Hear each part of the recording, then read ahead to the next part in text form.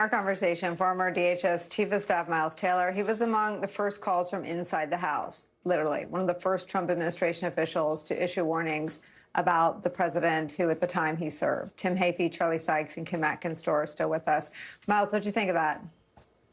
I thought it was devastating. I thought it was absolutely devastating. I was glad Brett did that. It took a little too long for someone to actually do that, but it's just the tip of the iceberg, and we all know that. Now, in Trump's defense, I'll say one good thing, which is that he did bring together a pretty strong cabinet. At the beginning, you had Scarborough and others saying they were reassured that people like Jim Mattis were coming in. But I'll tell you firsthand, as soon as those people got into the administration, they all thought Donald Trump was a fool. I mean, we talked about it after Oval Office meetings, after Situation Room meetings, constantly. So much so that I felt at the time like people needed to know that. I mean, it was 5 years ago that I published that anonymous op-ed to say, listen, the president's own lieutenants think he's at best an idiot and at worst totally unfit for the office that he's in. It was true then. It's true now. And even the people that you associate as Trump's defenders would say these things in private. Kellyanne Conway portrays herself as a Trump defender. I remember after meeting Kellyanne Conway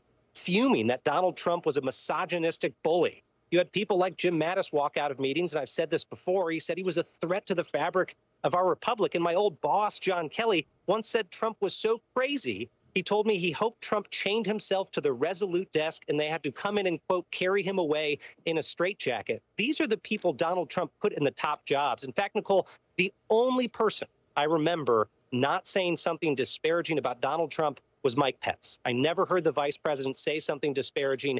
Everyone else did. And I won't speak for Mike Pence, but I'll speak for myself and say genuinely, he was the most incandescently stupid and evil man I've ever encountered in my entire life. And I've met terrorists on staff visits out to Iraq and Afghanistan and places like that. It is a dangerous man. Now, look, it's not important that MAGA people hear this. They're not going to be persuaded by the John Kellys and Jim Mattises.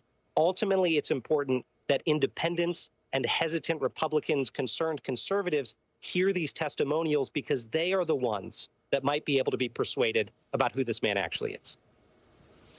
Do you regret not doing more to get all those people you just quoted to describe Trump not just as an idiot, but as a threat to U.S. national security, which is what he's just been indicted for being?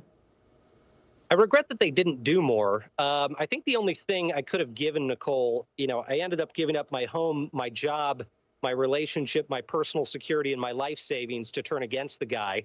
I'm proud to say that in 2020, we recruited the largest number of ex-officials in American history to turn against a president they served, but it was barely enough. I think the only other thing I could have given was my life, but I do wish people had turned sooner. The thing I wish I'd done in my case was unmask myself even sooner, because what I came to find is that people were scared to be the first one to step forward. They were scared about the attacks, the intimidation, the MAGA people, and having more air cover would have helped. So if I could have done anything differently, it would have been come out sooner and show those people, look, the water's warm. You've got to turn against this guy.